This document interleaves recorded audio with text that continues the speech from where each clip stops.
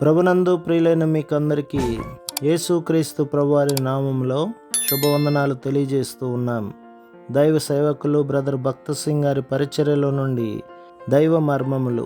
November 30. నా నిమిత్తము జనులు మిమ్మల్ని నిందించి హింసించి మీ మీద అబద్ధముగా చెడ్డ మాటలెల్లా పలుకున్నప్పుడు మీరు ధన్యులు.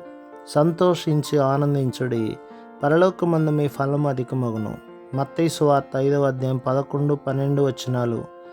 మత్తయి సువార్త 5వ అధ్యాయం 12లో సంతోషించి ఆనందించుడని వ్రాయబడి ఉన్నది. నీవు హింసించబడినప్పుడు, ఇతరులు నీ మీద అన్యాయముగా నిందలు మోపినప్పుడు, వారు పాఠశాల లేక కళాశాల అధికారులై ఉండినను ఓర్చుకునము. నీకు రావలసి ఉన్న హెచ్చింపు వారు నీకు ఇవ్వకుండినను చింతించవద్దు. నీవు నష్టపడిన దానికంటే హెచ్చుగా దేవుడు నీకు ఇచ్చును. ఎందుకనగా సంతోషముతో బాధలు సహించు వారికి దేవుడు తప్పక మంచి బహుమానమునిచ్చును. నీ పని పోయినను, అత్యంత బాధ పొందుచుండినను ఆనందించుము. నీ ద్వారా ఇతరులకు కలుగు ఆశీర్వాదమును తలంచుము.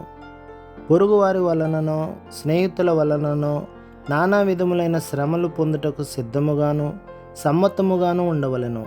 కొందరు క్రైస్తవులు బొట్టు పెట్టుకొనుచున్నారు. క్రైస్తవులు అనిపించుకొనుటకు సిగ్గు, హిందువులలో కలిసిపోవుటకు ఇష్టము. కరాచీలో జరిగిన మత సంబంధమైన కలహములలో బొట్టు పెట్టుకొనిన ఒక క్రైస్తవురాలని చూచి హిందువురాలనుకొని ఒక మహమ్మదీయుడు కత్తి దూసి ఆమెను చంపబోయిను. నేను క్రైస్తవురాలను అనుచు ఆమె కేకలు పెట్టెను.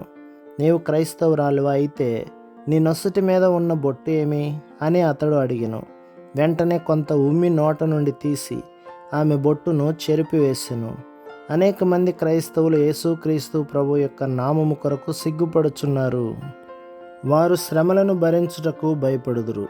కావుననే వారి జీవితములు నిష్ఫలముగాను సిగ్గుకరముగాను చెడుగాను ఉన్నవి. మన శ్రమలను మనము సంతోషముతో సహించినప్పుడు మనం సమృద్ధిగా బహుకరింపబడుదుము. మన ద్వారా అనేకులు దైవిక ప్రేమను రుచించుట మరియు దైవ వెలుగును చూచుటయే మన గొప్ప బహుమానమై ఉన్నది. నీతి నిమిత్తము హింసించబడువారు ధన్యులు, పరలోక రాజ్యము వారిది. రుచి ఇచ్చుట మాత్రమే గాక చుట్టుప్రక్కల నుండి వారికెలను సమృద్ధి అయిన కృప కనికరము చూపునట్టి మంచి ఉప్పుగా మనలను దేవుడు సిద్ధము చేయునుగాక. లోకమునకు ఉప్పై ఉండుటను బట్టి మనము అనేకుల కన్నీటిని తుడిచివేయగలము, అనేక గృహములకు సంతోషము తేగలము, మరియు దుఃఖ బాధల నుండి వారు తొలగించబడినట్లు చేయుదుము. ఇట్టి పరిచర్యకు దేవుడు నిన్ను పిలుచుచున్నాడు. నాతో సత్యము చెప్పుము. నీ జీవితము మంచి ఉప్పుగా మారినదా? ఏ వ్యక్తి అయినను నీ ద్వారా దైవ జీవమును రుచించెనా? నీ తండ్రి గాని తల్లి గాని సహోదరుడు గాని సహోదరి గాని రుచించెనా?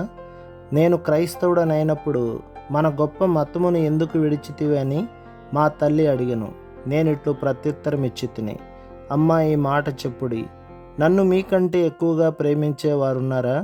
అయినప్పటికీ నా ఆత్మరక్షణ విషయము మీరు చేయగలిగినది ఏమిటి చెప్పండి అనగా, ఆ విషయంలో నీకు నేను ఏమి చేయగలను అని ఆమె చెప్పెను.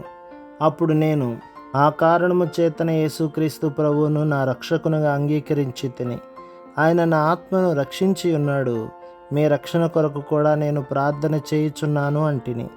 ఒకానొక దినమున మా తల్లి నాతో, నేను సిద్ధముగా ఉన్నాను అని చెప్పగా వినుట నాకు ఎంతో సంతోషమును కలిగించెను.